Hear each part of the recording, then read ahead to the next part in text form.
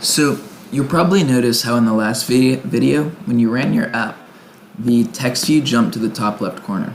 And we're going to do something very simple to fix that. So when you go to your content main.xml, go to the text section, and you'll see here something called a constraint layout is built in. A much easier way to position your UI elements on the screen is to use something called a relative layout, which lets you position them relative to each other or to the screen. So you just go ahead and change this to relative layout. And then go back to design, and you can drag your text view back to the center of the screen. And as you'll see, when you run the app, it's going to stay there.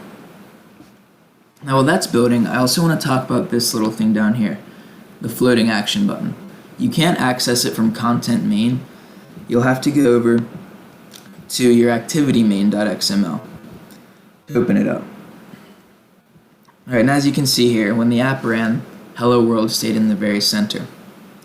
Now with this floating action button, it has a built-in action already, just to show you how it works. When you click on it, it says replace with your own action. Now as I said, you have to go into your activity main.xml to access that. When you do, go ahead and click on it. Since we're going to be making a stopwatch app, we don't want the little mail icon there. To change its source, go here to the floating action button source compact. Click on the three little dots next to drawable, and it should open up a menu with a bunch of different button types to choose from. Once you're there, you can search for the play button. Just click on that, and as you can see, it'll put the play button in there.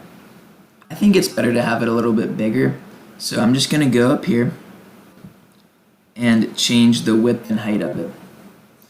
Now, you're going to need to use density pixels for the units.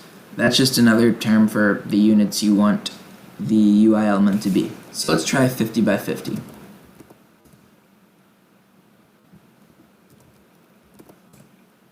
That's a little bit bigger.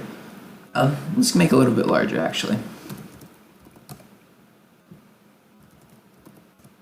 That's nice. Easy to click on the screen, very easy for the user to see. So we're going to now talk about editing the action of this button. Go ahead and go back to your main activity.java, and this is where it's referred to, and this is the snack bar that makes its action. Now we're going to be starting the timer when we click this button, so let's just work on changing this to your own action. Go ahead and delete all this snack bar stuff. So where's this? Yeah, right here. And let's put your toast.make text inside there, so that whenever you click this button, the toast you made in the first video of this will be made. Just go ahead and run that.